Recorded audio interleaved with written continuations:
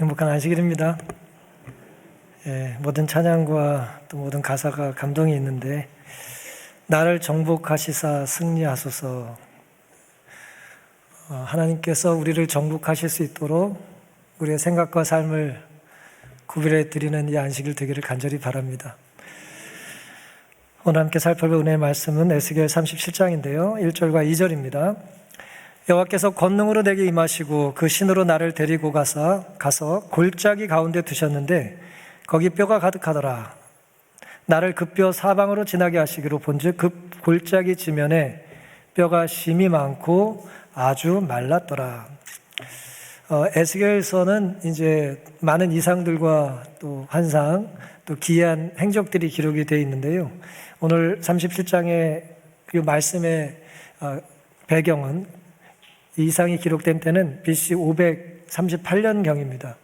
에스겔은 바벨론의 세 번의 이제 침공으로 유대 나라가 이제 망하고 605년 BC 597년 두 번째 이제 또 잡혀가게 되는 역사가 있는데요. 에스겔은 두 번째 이제 잡혀가게 됐고 지금은 잡혀간 지 12년째쯤 지났던 것입니다. 바벨론 땅에서 10년 넘게 살고 있었을 때 하나님께서 그에게 이상을 주셨던 것이죠. 당시의 상황을 본교주석은 이렇게 남겼어요. 남아있던 백성은 잡혀갔으며, 그러니까 605년에 잡혀가지 않았던 사람들은 그 뒤에 이제 잡혀갔다는 얘기고요. 한 8년쯤 뒤에. 그들은 잡혀갔고 성전은 불탔고 예루살렘은 파괴되었다. 그 땅에 비천한 국민들 소수만이 포도원을 가꾸는 자와 농부로 남겨졌다 그랬어요. 한 번 더 이제 또 10년쯤 뒤에 잡혀갑니다만은 어쨌든 두 번째 잡혀갈 때 그 상황이 그랬다는 거예요. 안 잡혀갔던 사람들 또 잡혀갔고 남겨진 사람들은 좀 별 볼 일 없는 사람들만 남겨져서 이제 고생을 했다 그런 얘기입니다. 오늘은 죽음의 골짜기에서라는 제목으로 함께 은혜를 나누겠는데요. 살다 보면 내 삶이 좀 절망에 이제 구면으로 들어서는 때가 있는 것 같이 느껴질 때가 있으시죠? 되는 일이 없고 자꾸 힘든 일만 생기고 건강에도 적신호가 오고 재정 상태는 바닥을 치고 주변의 많은 인간관계에서 이제 안타까움과 또 오해를 받고 살다 보면 내가 지금 살고 있는 건지 죽지 못해 사는 건지 때로 혼돈이 될 때가 있는 것 같습니다. 어떻게 지내시냐 물어보면 때로 어떤 분들이 죽지 못해 산다 그렇게 이제 대답을 하세요. 혹 지금 그런 분이 계시다면 오늘 하나님의 말씀을 통해서 우리가 어떻게 힘을 얻고 구원을 얻는지 그리스도를 발견하고 새 생명을 얻을 수 있는 은혜의 시간이 되기를 간절히 바랍니다. 오늘 에스겔 37장의 이제 시작은요, 하나님께서 우리의 영적인 상태를 보셨을 때 우리의 상태가 어떤지를 이제 우리에게 교훈해 줍니다. 우리가 건강에 관심이 많고요, 우리의 연봉에 관심이 많고 우리의 경력을 쌓는 일에 수고를 많이 하지만 하나님은 우리의 영적인 상태에 관심이 많으세요. 그리고 어떻게 보면 우리의 영적인 상태가 오늘 본문처럼 마른 뼈와 같은 상태가 아닌가 이제 되돌아볼 필요가 있는 것입니다. 함께 읽었던 에스겔 30장 1절과 2절에 하나님께서 권능으로 에스겔에게 임하셨고 하나님의 신을 따라 이제 에스겔이 이상을 보게 되는데요, 거기에 뼈가 가득한 거예요. 한 골짜기에 뼈만 있는 거예요. 나를 그 뼈 사방으로 지나게 하시기로 본즉 그 골짜기 지면에 뼈가 심이 많고 아주 말랐다 그랬어요. 심이 많은 뼈가 다 마른 것입니다. 뼈들만 가득한 골짜기, 끔찍하죠? 그렇죠? 뼈들만 가득해요. 얼마나 두렵고 끔찍하겠습니까? 사방 어디를 봐도 죽음밖에 없어요. 당시 이스라엘의 형편이 그랬다는 것입니다. 하나님 보시기에 당시 이스라엘이 그랬다는 거예요. 어디를 봐도 죽음뿐이에요. 그리고 당시 에스겔의 상태도 그랬어요. 에스겔의 마음 상태도 뭐 파릇파릇, 푸릇푸릇 생기가 돋거나 뭐 활력이 돋거나 그런 상황은 아니었던 것으로 보여요. 에스겔 24장 16절에 보시면 인자야 내가 너의 눈에 기뻐하는 것을 한 번 쳐서 빼앗으리니 너는 슬퍼하거나 울거나 눈물을 흘리거나 하지 말라 그랬어요. 너의 눈이 기뻐하는 것을 내가 뺏겠다는 거예요. 근데 에스겔은 누굴 보고 그렇게 기뻐했을까요? 18절에 보면 내가 아침에 백성에게 고하였더니 슬퍼하지 말라는 얘기를 듣고 전했어요. 너희들 슬퍼하지 말아라. 아름다운 게 뺏겨도 슬퍼하지 말아라. 이렇게 막 열심히 전했는데 자기에게 저녁에 어떤 일이 벌어졌냐면 저녁에 내 아내가 죽기로 아침에 내가 받은 명령대로 행했다 그랬어요. 아내가 죽었어도 슬퍼하지 말라는 말씀 따라 이렇게 아주 장렬하고 극렬한 고통을 표현할 수도 없었던 것이죠. 사랑하는 성도 여러분, 하나님께서는 에스겔이 쳐다보기만 해도 기뻐했던 아내가 비록 나라는 빼앗기고 성전은 불이 타고 온 백성들은 포로로 잡혀갔다 할지라도 여전히 그 삶에 뭐가 있어요? 기쁨이 있고 행복이 있고 감사가 있었어요. 누구 때문에? 사랑하는 아내 때문에. 아내가 있으니까 견딜 수 있었던 거예요. 행복했습니다. 근데 하나님께서는 그 아내가 죽을 거라는 거예요. 언젠지는 말씀을 하지 않으셨어요? 네 눈이 기뻐하는 것, 네 눈에 기뻐하는 것을 한 번 쳐서 빼앗을 것이다 말씀하셨습니다. 물론 이 말씀은 비유적인 말씀이에요. 하나님의 에스겔의 부인을 죽이셨다라는 의미로 이해하시면 곤란하고요. 히브리인들은 비유적으로 하나님이 막지 않으시고 어쨌든 허락해서 일어난 일이잖아요. 잠사 한 마리도 하나님께서 허락하셨기 때문에 떨어지는 거니까 하나님이 허락해서 일어난 일을 하나님이 하셨다고 표현을 해요. 그러니까 에스겔의 부인을 하나님이 죽이셨다 그렇게 이해하시면 안 됩니다. 하나님께서 허락하셨기 때문에 모든 일이 일어나는 거예요. 그리고 그 일을 유대인들은 하나님께서 하신 일이라고 표현하기를 즐겨하는 것입니다. 에스겔은 오늘 우리에게 하나님을 신실히 섬겨도 고통 중에 신실한 아내와 함께 또 거룩한 갈망을 품고 감사하며 살아도 우리의 삶의 한복판에는 생애의 골짜기에는 상실과 아픔과 고통과 역경이 있어요, 없어요? 있다는 것입니다. 고난과 재난에서 면제되기도 하지만 대개는 면제되지 않아요. 우리가 간혹 놀라운 기적을 듣기도 합니다마는 대개는 우리의 삶에 비는 똑같이 내리고 태풍은 똑같이 임해요. 경제 위기로부터 우리가 자유로울 수 없는 거예요. 사춘기 아이들의 반항과 저항은 부모가 꼭 잘못 가르치기 때문에 그런 것이 아니에요. 호르몬 현상은 하나님을 믿는 사람에게도 똑같이 생기는 거예요.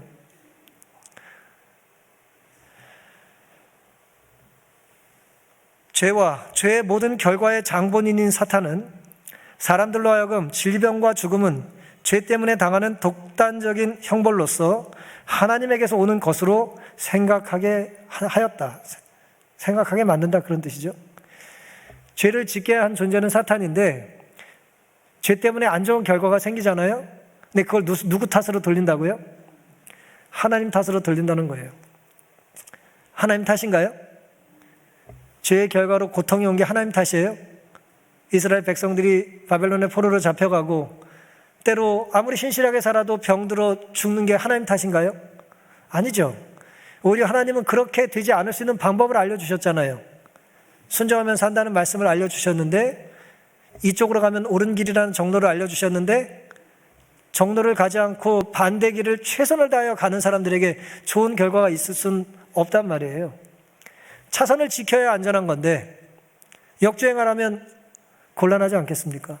그런데도 사탄은 끊임없이 우리에게 하나님은 사랑이 없기 때문에 우리에게 벌을 주시는 분이라고 이야기한다는 것이죠.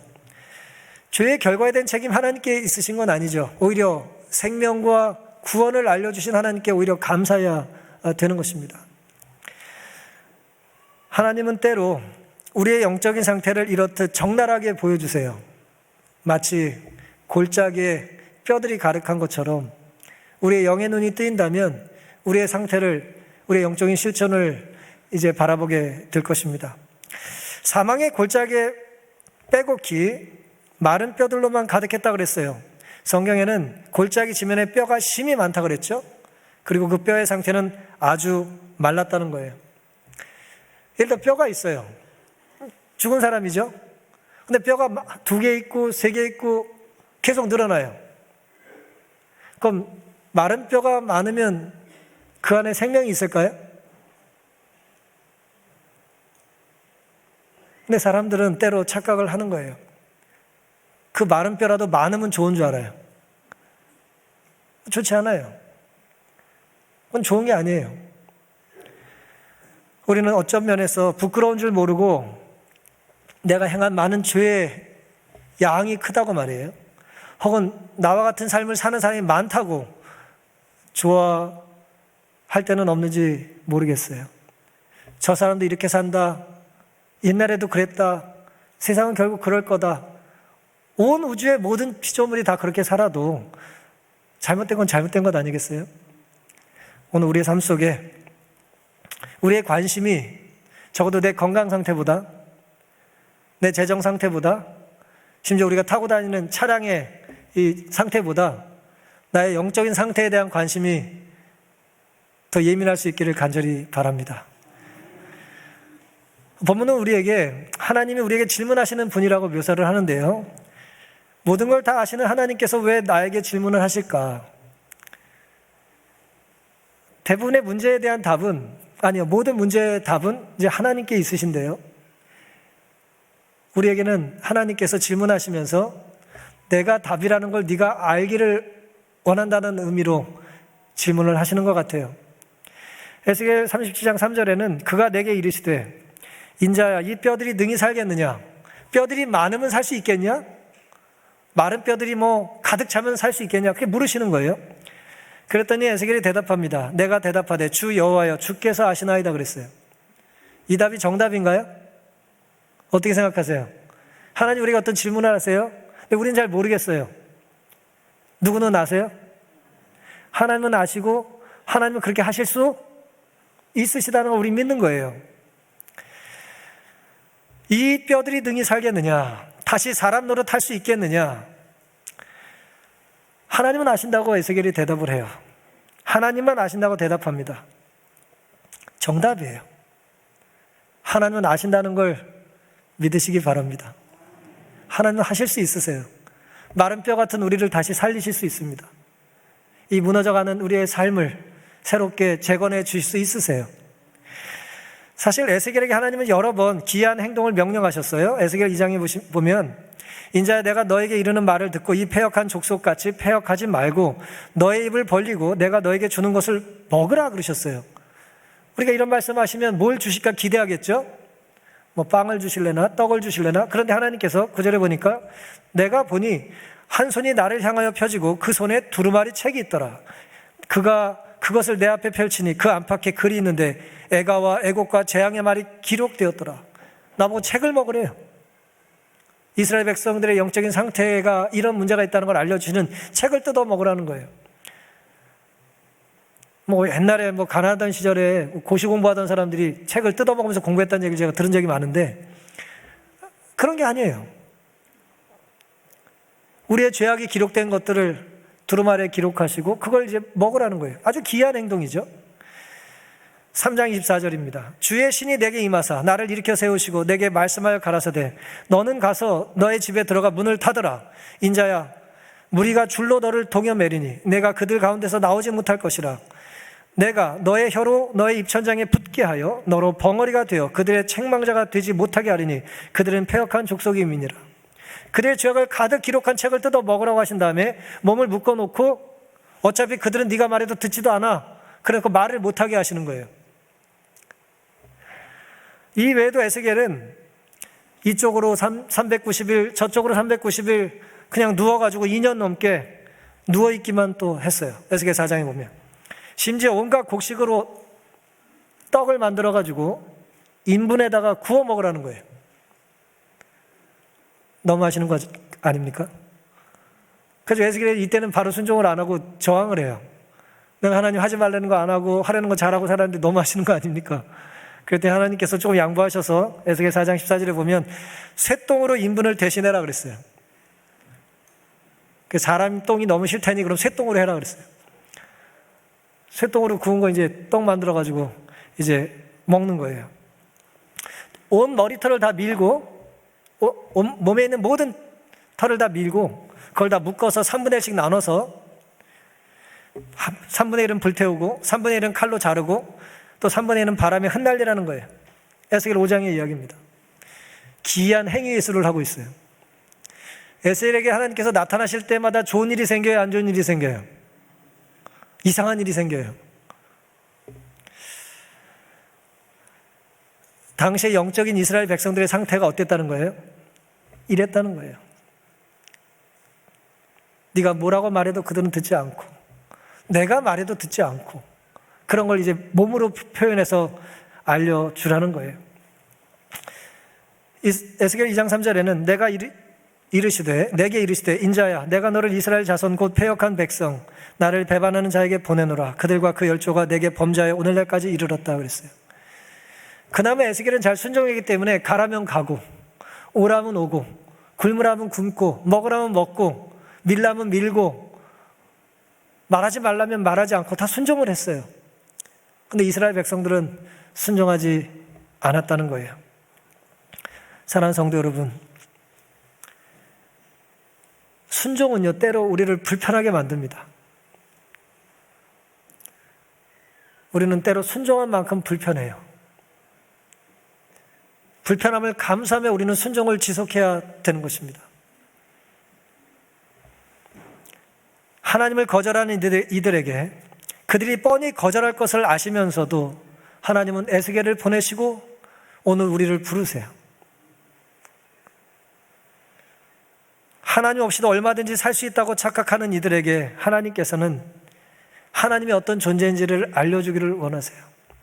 듣지 않는 이들에게, 따라오지 않는 이들에게 계속해서 말하고 두드리고 두드리시는 것입니다. 그리고 말씀하세요. 마른 뼈가 살 수 있겠느냐? 이 마른 뼈가 살아나겠느냐? 이 소망 없는 이스라엘 백성들이 다시 내 백성이 될 수 있겠느냐? 이 무관심한 세대가 다시 예수 그리스도로 성령의 은혜로 다시 부활할 수 있겠느냐?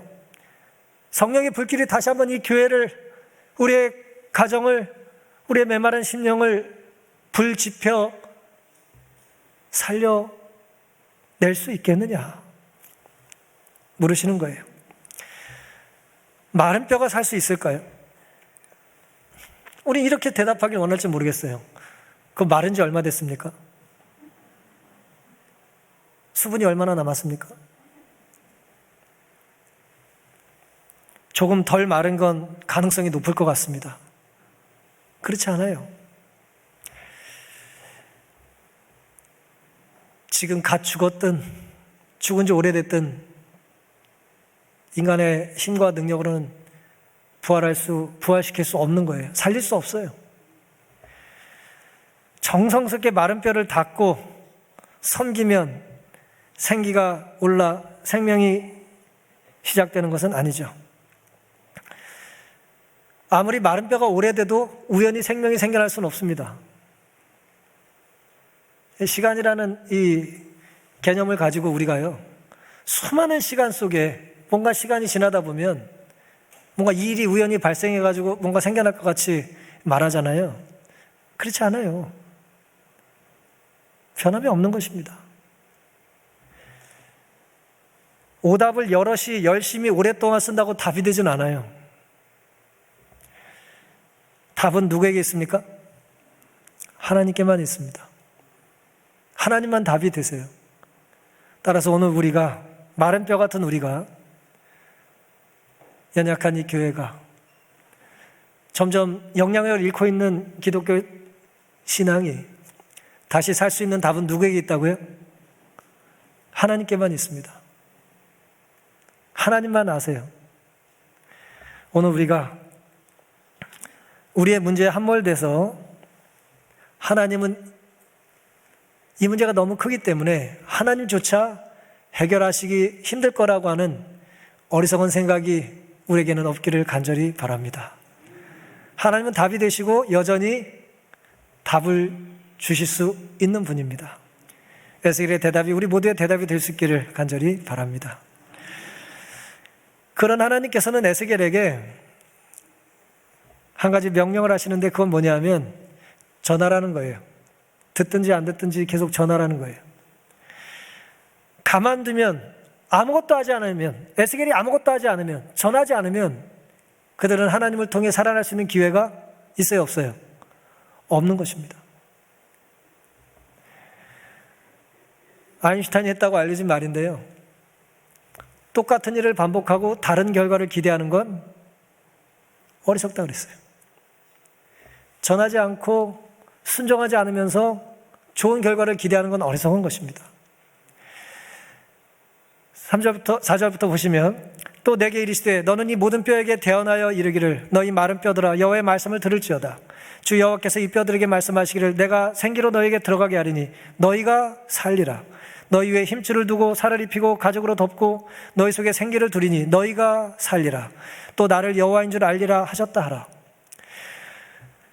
성경에 기이한 이야기들과 특이한 명령들이 많이 나오는데 여러분, 하나님께서 오늘 우리에게 아침에 우리 부르셔서 송우리 재림묘지로 가라고 하시고 가가지고 일렬로 줄을 쫙 서가지고 무덤 앞에서 살라고 외치라는 거예요. 하시겠어요? 하실 수 있습니까? 뼈들한테 뼈가 무슨 대답을 한다고 뼈에게 말을 해요? 하실 수 있겠어요? 아는 사람 옆에 가면 할 수 있겠어요? 매우 이상한 특이한 명령이잖아요. 뼈들한테 무슨 말을 걸어요. 대화가 안 되는데, 내 말이 들리지 않을 텐데, 반응이 없을 텐데, 뼈들에게 말을 걸라는, 마른 뼈들에게 말을 걸라는 하나님의 말씀을 우리는 순종할지 말지 선택해야 되는 것입니다. 100번, 1000번, 수십 년을 말해도 안 들어요. 마른 뼈입니다. 하나님은 그래도 뭐라고요? 전하라는 거예요. 알려주라는 거예요. 하나님께서는 뼈들에게 생기를 들어가게 하실 거라는 거예요. 뼈들이 살아날 거라는 거예요. 힘줄, 살, 가죽을 덮고 결국 생기를 풀어 넣어 주시겠다는 거죠. 생기가 뭡니까? 오늘 가정 공부 잘 하셨죠? 창세기 2장 7절에 여호와 하나님이 흙으로 사람을 지으시고 생기를 그 코에 불어 넣으시니 사람이 생명이 된지라. 물론 이 생기와 이 에스겔의 생기는 원어는 좀 달라요. 하지만 의미는 같습니다. 생기는 산 존재들에게 생기를 주는 하나님의 활력을 상징한다. 하나님의 능력을 상징하는 거예요. 사람의 코에 생기를 불어 넣었을 때 하나님은 단지 아담의 폐를 채운 산소를 공급한 것이 아니라 생명을 나눠 주어 생기가 없던 조직을 산 조직이 되게 하였다. 여러분, 우리가 산소를 공급해 준다고 죽은 자가 삽니까? 죽은 사람 산소가 부족해서 죽었어요? 무덤 가가지고 산소에 막 불어넣으면 살아요? 못 살아요. 우리가 하나님을 흉내낸다고 생명이 사는 게 아니에요. 생명은 누구만 살려요? 하나님만 살려요. 말 그대로 생명, 살라는 명령은 하나님만 하시는 거예요. 하나님만이 우리를 살리실 수 있어요. 하나님은 흙에 생기를 넣어 사람을 창조하셨듯이 뼛속에 생기를 넣어 살리실 수 있으실까요? 흙은 되는데 뼈는 안 돼요? 에덴의 흙 가지고는 됐는데 21세기 한국 땅에는 안 됩니까? 진료는 문제가 되질 않아요. 하나님은 누구를 데리고 오든 어떤 상황에 처해 있는 사람이든 어떤 문제를 안고 신음하든 해결하실 능력이 있으실까요? 있으십니다. 난 너무 오래됐어. 묻힌 지 너무 오래됐어. 그 사람과의 나의 문제는 해결 불가능해. 아닙니다. 내가 하나님을 받아들이면 하나님은 나를 변화시켜 다시 살려내실 수 있으십니다. 하나님이 못하는 건 없으세요. 하나님은 다 하실 수 있어요. 그러니 너무 늦었다. 하나님은 이것은 하시기 힘들 거야 라는 어리석은 생각을 가지고 하나님의 능력과 품성을 함부로 재단하지 않게 되시기를 간절히 바랍니다. 에스겔 37장 7절부터 몇 절을 읽습니다. 이에 내가 명을 조차 대언하니 대언할 때 소리가 나고 움직이더니 이 뼈 저 뼈가 들어맞아 뼈들이 서로 연락하더라. 또 내가 보니 그 뼈에 힘줄이 생기고 살이 오르며 그 위에 가죽이 덮이나 그 속에 생기는 없더라. 또 내게 이르시되 인자야 너는 생기를 향하여 대언하라. 생기에게 대언하여 이르기를 주 여호와의 말씀에 생기야 사방에서부터 와서 이 사망을 당한 자에게 붙어서 살게 하라 하셨다 하라. 이에 내가 그 명대로 대언하였더니 생기가 그들에게 들어가매 그들이 곧 살아 일어나서 사는데 극히 큰 군대더라. 사망당한 자에게 불어넣어 주시는 거예요. 생기를 부어 넣어 주시겠다는 거예요. 그 명령을 누가 해요? 하나님이 에스겔에 있고 에스겔은 순종함으로 하나님의 명령을 전하는 것입니다. 사랑하는 성도 여러분, 진정 죽은 자가 살고 소망 없는 자가 영생의 소망을 품을 수 있는 기적을 원하십니까? 저도 종종 기도드리고 기적을 원해요. 정말 치유의 은사가 있기를 간절히 원합니다. 예수님처럼 기도할 때마다 사람들이 낫고 어려운 사람들을 위해서 기도할 때 그들이 복을 받고 끌어안고 신음하는 여러 고통과 두려움들이 주님의 이름과 능력으로 해결되길 간절히 바라요. 하나님께서는 오늘 에스겔을 통해서 하나님의 명령에 순종하는 사람들에게 대언하라는 사명을 주시고 대언의 사명을 순종하는 자들을 통하여 기적을 행하기를 기다리시고 기뻐하십니다. 하나님 말씀이 들어가면 하나님이 역사하시면 뼈들이 들어맞고 뼈들에 들어간 생기는 그 사람을 다시 살아있는 사람으로 만들어 변화시켜 주십니다. 오늘 좀 다시 한번 제대로 그리스도인답게 살기를 원하지 않으십니까? 오늘 우리의 삶의 모습이 혹은 나의 태도와 나의 표정이 나의 말씨가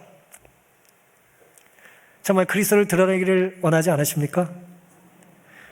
그럼 주님을 초청하며 무릎 꿇고 기도할 수 있게 되기를 간절히 바랍니다. 우리의 삶도 변할 수 있어요.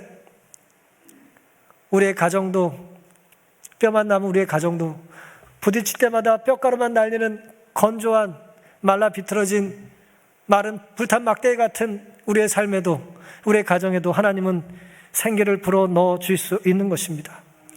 이 교회도 다시 살아날 수 있고 환경론자들이 좋아하듯 이 지구도 하나님의 은혜로 다시 살만한 곳으로 변할 수 있는 것입니다. 그 어떤 질병도 그 어떤 본성도 하나님을 순종할 때 우리가 전적으로 하나님께 맡긴 만큼 하나님께서는 우리를 변화시켜 새롭게 사용하실 수 있다는 것을 믿게 되시기를 간절히 바랍니다. 그러니 대언하라고 하는 명령을 전하라는 말씀을 우리가 이스라엘 백성들처럼 기막고 무시하지 마시고 이해가 되지 않더라도 에스겔처럼 힘들더라도 에스겔처럼 가슴이 아프더라도 에스겔처럼 끊임없이 전하고 증거하며 사는 삶을 살기로 결심하는 재림 성도들 우리 모두 될 수 있기를 간절히 바랍니다. 엘리 위젤이라고 하는 노벨 평화상을 받았던 분인데요. 그가 나이트라고 하는 책을 썼죠. 여러 달 전에 제가 한번 소개한 적이 있는데요. 15살 때 아우슈비츠 형무소에서 이제 온 가족을 다 잃어요. 혼자 간신히 살아남는데 이 사람의 평생의 그 어떤 그 삶을 이제 채무 의식으로 느끼고 계속해서 기록을 남겨야 된다고 하는 사명을 이제 포기하지 않았어요. 그 사람의 대표작인데요. 이 밤이라고 하는 이 책은 책에는 이런 내용이 있습니다. 어느 날 작업을 마치고 돌아와 보니 아우슈비츠 형무소의 이야기예요. 어느 날 중노동을 하고 돌아와 보니까 교수대 3개가 세워져 있었어요. 수감자 중 3명이 쇠사슬에 묶여서 이제 교수형을 기다리고 있었습니다. 2명의 어른과 1명의 아이였어요. 소년이었어요. 그 소년의 이름은 피펠이라는 아이였는데 모두가 사랑했던 아주 착한 아이였어요. 그런데 이 형무소에 중앙에 발전소 전기가 끊어지는 사고가 있었는데 그걸 끄는 사람을 추적하다 보니까 이 피펠이 함께 모시고 있던 작업반장이 네덜란드 사람인데 그 일을 주도했다는 걸 알게 됐어요. 그래서 늘 한조가 돼서 일을 했기 때문에 그 작업반장은 이제 어쨌든 심판을 하고 이 아이를 이제 또 교수형에 처하게 된 그런 상황이 된 것입니다.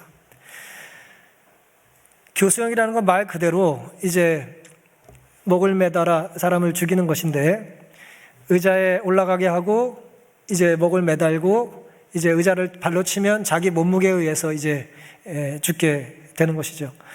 어른 두 사람은 자유만세라고 외치면서 죽었어요. 무기를 소지하다가 이제 그 혐의로 잡혀서 죽게 됐던 사람들이고요. 그 다음에 이제 아이가 이제 남은 것인데 아이가 이제 목매달아서 이제 죽게 되는 그 상황에 그 분위기가 어땠겠어요? 어린아이가 교수형을 당하는 상황에 누군가 뒤에서 이렇게 외쳤어요. 자비로운 하나님은 어디 있는가? 하나님은 어디에 있는가? 누군가 이제 이 두려운 질문을 아무도 토론하기 즐겨하지 않는 도전적인 명제를 제시하는 거예요. 아우슈비츠에 이 어린아이가 억울하게 교수형 당할 때 하나님 어디 있냐는 거예요. 신호에 맞춰서 의자 3개가 넘어졌고 수용소는 물을 끼얹는 듯 조용해졌습니다. 그리고 탈모라는 소장의 외침에 따라서 또 죽음을 이제 죽음 앞에서는 예를 갖춘다고 모자를 벗었다가 다시 창모를 했습니다. 두 성인은 곧 죽었대요. 자기 체중이 많이 나가니까 곧 숨이 끊겼고 혀가 늘어진 채 부풀어 오르고 푸르르해졌답니다. 근데 문제는 3번째예요. 이 어린아이 피펠이라는 아이는 목을 매 달려있는데 아이 몸이 너무 가벼워서 잘 안 죽는 거예요. 숨을 계속 쉬는 것입니다. 30분 넘게 몸부림치고 삶과 죽음의 경계를 넘나들었다는 거예요. 그걸 보고 있는 거예요. 우리는 가까이 소년을 보아야만 했다. 내가 지나갈 때 소년은 살아있었다. 혀는 아직도 붉었고 눈도 여전히 감기지 않았다. 내 뒤에서 아까 그 사람이 다시 묻는 소리가 들렸다. 하나님은 어디 있는가? 그때 내 안에 어떤 목소리가 대답하는 것을 들었다. 하나님은 어디 있느냐고? 여기 교수대에 매달려 있지. 그날 저녁 스프는 시체 맛이 났다. 굉장히 원색적이고 자극적인 표현이죠. 이 마지막 질문은 들어보신 적이 있으실 거예요. 하나님은 어디 계시냐? 그때 내 안에서 어떤 목소리가 대답하는 것을 들었다. 여기 교수대에 매달려 있지. 사랑하는 성도 여러분, 죽음의 골짜기를 우리가 지난다고 느낄 때가 있어요. 어둠이 가득하고 사방이 막혀 있습니다. 우리가 하나님 어디 있는지 묻습니다. 이렇게 담백하게 묻지 않죠. 눈물, 콧물 다 흘리고 절망하며 묻습니다. 엘리 위젤이 어떤 심정으로 교수대에 매달린 하나님을 언급했는지 저는 잘 모르겠어요. 왜냐하면 아주 신실한 아이였는데, 유대 신앙이 아주 신실한 아이였거든요. 아우슈비츠에서 경험을 통해서 이 사람의 기록을 보면 신의 존재에 대해서 의심하거든요. 정말 하나님이 계시다면 이런 일이 있으면 안 되잖아. 니체가 말한 것처럼 신이 죽었다는 의미인지, 저기 신이 죽어있네, 그런 의미인지, 아니면 우리가 믿듯이 우리의 죄를 대신해 돌아가신 하나님이 저기 계시다는 의미인지 저는 잘 모르겠습니다. 중요한 것은 오늘 우리가 두 신 중에 한 신을 섬겨야 된다는 거예요. 내 삶과 무관한 죽은 신을 생각하든, 죽은 나의 삶을 다시 부활시키고 생기를 불어 넣어 주실 수 있는 마른 뼈 같은 나를, 딱딱한 나를, 메마른 나를 살려주실 수 있는 하나님을 믿든지 우리의 선택이라는 것입니다. 시편 23편 4절, 내가 사망의 음침한 골짜기로 다닐지라도 해를 두려워하지 않을 것은 주께서 나와 함께 하심이라. 우리가 어떤 사망의 골짜기를 다녀도 하나님 우리와 함께 하심을 믿으시기를 간절히 바랍니다. 데살로니가전서 5장 10절입니다. 예수께서 우리를 위하여 죽으사 우리로 하여금 깨든지 자든지 자기와 함께 살게 하려 하셨느니라. 여기 같은 두 개의 성경절은 같은 표현을 하고 있죠. 두 개의 성경절은 하나님과 함께하면 사는 거예요. 함께하면 삽니다. 누구와요? 하나님과 함께하는 자는 삽니다. 자, 말씀을 정리하면서 왜 뼈에는 생명이 없을까 잠깐 생각해 봤어요. 아주 당연하고 또 어리석은 생각일 수 있겠습니다만 왜 뼈에는 생명이 없을까요? 마른 뼈, 그 마른 뼈에 생명이 없는 이유는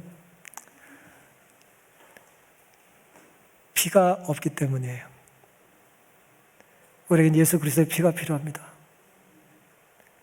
날 살려주신 예수 그리스도의 보혈이 우리의 병든 삶에 칠해지고 우리의 허전한 마음에 뿌려지고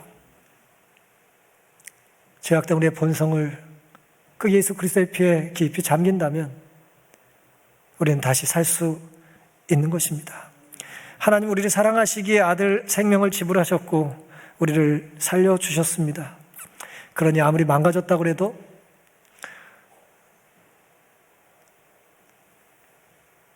아무리 오랫동안 고장났었다 하더라도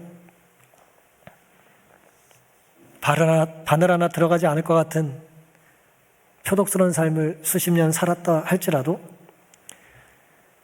하나님께서는 우리를 능히 살리실 수 있다는 것을 믿고 감사하게 되시기를 간절히 바랍니다.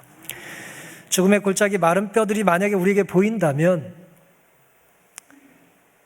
나도 죽어야겠네가 아니라 어떤 생각을 가져야 합니까?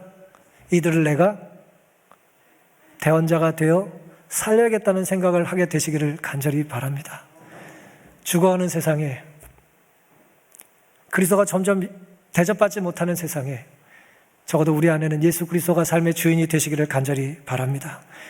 진정 마른 뼈를 살려줄 수 있다는 것을 믿으신다면 그런 사랑의 하나님을 우리가 전하며 살아야 하지 않겠습니까? 제가 몇 주째 말씀드리지만 전하지 않으면 그들이 뭐하지 않아요? 듣고 반응할 수가 없는 것입니다. 그러니 내가 깨달은 진리, 내가 만난 하나님, 먼저 마른 뼈 같은 내 삶이 주님의 은혜로 회복되고 이 건조한 우리의 가정과 때로 연약한 이 교회가 성령으로 충만해짐을 통해서 내가 맛본 구원의 기별, 새 생명의 소망, 하나님께서 우리를 살려주시는 생기가 들어가 피가 돌고 사람이 사는 경험이 에스겔 시대에 있었다면 오늘 2500년이 지난 오늘 우리에게는 없으라는 법이 없지 않겠습니까? 돌아가 살아갈 한 주 동안 우리가 내가 전할 죽어가는 사람들이 누구인지 바라볼 수 있는 눈을 달라고 기도하시고 전할 수 있는 용기를 달라고 기도하시고 함께 전하며 살아가는, 그래서 우리 모두가 살아가는 생기로 살아가는 우리 모두가 되기를 바라면서 오늘 말씀을 마치겠습니다.